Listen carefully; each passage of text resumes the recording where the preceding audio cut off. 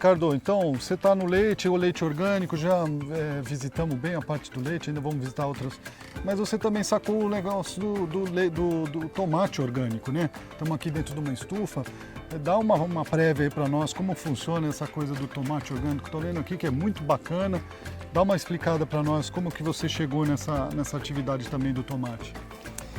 Na realidade, a produção vegetal de hortaliças, né, e olerícolas orgânicas, elas são anteriores à produção do leite orgânico. Primeiro eu virei olerícolas orgânicas para depois ter a certificação do leite orgânico. Até porque quando a gente montou a propriedade, né, começou com o trabalho da propriedade, o meu trabalho dentro da universidade, onde eu me especializei, foi na parte de olericultura. Aqui é um negócio muito interessante porque dentro o tomate é uma planta extremamente desafiadora, né? A gente não está... basicamente a gente usa fitoterapia nas próprias plantas, a gente usa os produtos biológicos, mas a gente usa a máxima que é produzir os produtos nas épocas que eles têm que ser produzidos, né? Então, o tomate especificamente é uma planta que o centro de origem é dos Andes, então é uma planta que gosta de clima frio e seco, então essa é a época. Então, apesar da gente estar dentro de uma estufa, nós estamos no inverno. E aí a gente acaba tendo um resultado positivo. Mas a gente usa controle biológico, né? Então, por exemplo, a gente usa microvespas para controlar a traça do tomateiro, que é um problema sério que a gente tem. A gente usa cauda bordaleza, né, que isso é uma coisa antiga, né, que se usa, então a gente usa cauda bordaleza para tentar controlar alguns tipos de doenças. E a gente usa fungos, né, a gente usa muito essa parte do controle biológico e a gente usa fungos também para controlar insetos e controlar doenças. Parte, né? De agrotóxico químico não tem? Não, é proibido pela normativa, a gente não usa nenhum tipo de agroquímico dentro da plantação. E acho que o que é importante, né, por exemplo, a gente olhar, né, uma estufa de tomate, aqui são duas variedades diferentes, né? Uma tem 15 dias a mais do que a outra, por isso que até parece um pouco mais de frutos, né? Já está com frutos na parte, né? Tá aqui, ó, olha a formação já dos frutos aqui, né? Então o pessoal achar que tomate orgânico não produz e não tem qualidade. Acho que é interessante, né? Você mexe nas plantas, você não consegue ver insetos voando, né? Tem toda essa questão. Mas assim, o que é feito na realidade? Rotação de culturas, que são culturas que preparam o solo para o tomate, tá? E então a gente planta tomate uma única vez por ano nesse espaço. Entendi. Tá? Mas um dado muito importante, essa estufa especificamente que a gente está aqui, ela foi construída em 2000, tá? E eu planto tomate desde 2000 na mesma estufa, né? Se você falar isso com um produtor convencional, ele vai falar que isso é impossível. Vocês estão vendo aqui, por quê? Porque o pessoal acaba usando muito veneno e acaba acabando com a vida do solo. Sim. Então, basicamente é isso, é a gente pensar no solo, ter um solo de qualidade, então a gente faz as adubações verdes, que é a rotação de culturas com plantas que são benéficas para o tomate. E eu normalmente faço o quê? Eu faço uma adubação verde, plantio de tomate e depois que eu tiro do tomate, dentro da própria estufa eu planto feijão. Aqui mesmo? Aqui mesmo, planto feijão. E aqui dentro é tudo manual, não entra trator, é tudo na mão? Tudo manual, tudo manual. E essa lona aqui também já faz parte da estufa, né? É. Você não consegue plantar sem, não pode plantar sem essa lona? Não, aqui na realidade é muito mais para a questão do tomate. Olha só que interessante, aqui eu vou pôr a mão aqui, ó. Se a gente olhar aqui, ó como é que vai sair a terra aqui, ó. Olha a cor dessa terra em relação ao... e olha a cor dessa terra aqui. É o mesmo solo, né?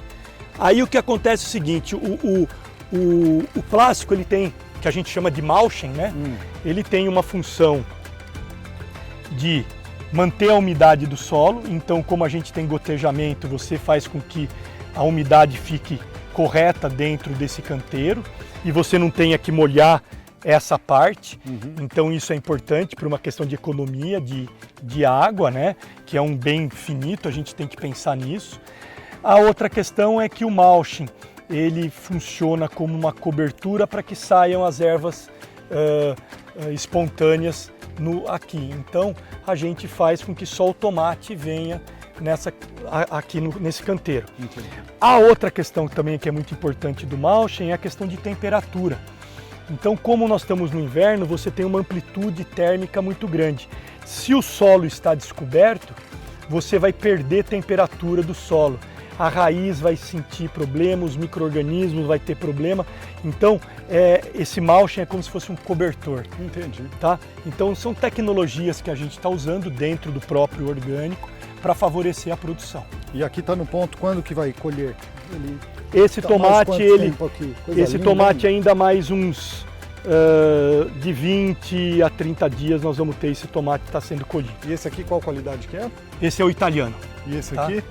Esse também é um italiano, só que de uma variedade um pouco mais tardia, tá? O italiano é esse tomate que a gente olha, né, que ele é compridinho assim, ó, tá?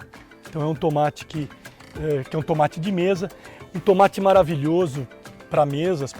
A gente tem uma aceitação muito grande do consumidor com relação a isso. E a adubação que você faz aqui, você chega a usar alguma compostagem do gado ou você traz de fora de galinha? Não.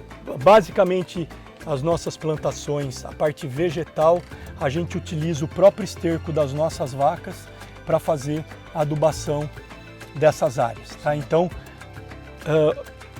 isso é uma outra coisa muito interessante dentro da propriedade, que a gente tem o quê?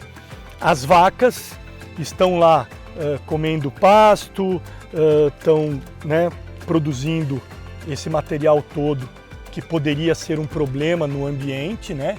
E a gente acaba adubando aqui. Só que não aqui dentro da estufa, nas áreas de horta a campo, a gente faz rotação com milho. Então o que acontece? Lá nas áreas de horta, que a gente aduba com o esterco das vacas, a gente na rotação planta milho também. E aí o que acontece? O milho é para as vacas e o esterco é para as hortas. Então a gente faz A reciclagem certinha. a reciclagem de um. Então assim, eu sou muito favorável a ter sempre essa questão da produção animal e a produção vegetal integradas dentro de uma propriedade. Mas também a gente utiliza as correções que são normais. Por exemplo, a gente pode usar os pós de rocha, que são muito importantes, né? Que fazem a remineralização do solo, tá? A gente usa as plantas, as adubações verdes. Então, por exemplo, tem uma planta que a gente usa dentro das estufas que é o milheto. E é uma planta, é uma gramínea de ciclo curto, em que ela leva as raízes lá no fundo, então elas pegam aqueles nutrientes que poderiam estar sendo perdidos por lixiviação e ela traz esses nutrientes para cima na própria planta e depois a gente pega essa planta e deixa em cima do solo. E ela vai devolver isso. E ela vai devolver isso para o solo. Então, por isso essa questão que eu falei, rotação, adubação verde, né? Nós temos uma outra planta que a gente usa muito na parte mais externa, né, na parte de campo, que é a crotalária, né? Então a crotalária tem uma capacidade enorme de fixar nitrogênio no solo. Então são esses recursos que a gente acaba usando, tá? Mas mesmo assim a gente acaba fazendo os biofertilizantes, que são outras coisas que a gente tem aqui. Então a gente tem os biofertilizantes que pulveriza nas plantas, né? Então assim, por exemplo, em tomate, né? Quem é tomateiro vai saber o que eu estou falando. Uma planta já nesse tamanho aqui, se está faltando cálcio, por exemplo, ele estaria aquele fundo preto, né? Que a gente fala. Então assim, você vê que a nutrição da planta ela está muito equilibrada, tá? Muito bom. Fechou. Muito legal. Aqui tem um negócio interessante só para mostrar para vocês. Então aqui é uma armadilha, pessoal, que é para a traça do tomateiro, tá? A tuta absoluta.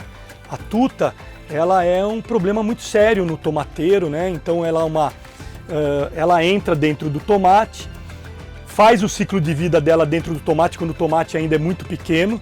E aí quando a gente vê aquele furo no tomate é porque o tomate, na realidade, ele já estava com essa larva lá dentro, né? E aí vai virar a mariposinha, né? Que é a famosa traça do tomateiro. Então aqui, ó, não sei se dá para vocês olharem, ó. Aqui tem uma traça do tomateiro, ó, que está aqui, consegue ver? Ó, então aqui tem uma traça do tomateiro, ó. O que aconteceu? Aqui nessa armadilha a gente tem uma luz incandescente. A traça, né, essa mariposa, ela voa, então ela bate nessa luz e essa água que está aqui embaixo, ela tem uma gotinha de óleo. E aí a traça fica com o óleo impregnado nas asas e não consegue voar mais. Então a gente tem um controle da traça do tomateiro de uma forma física.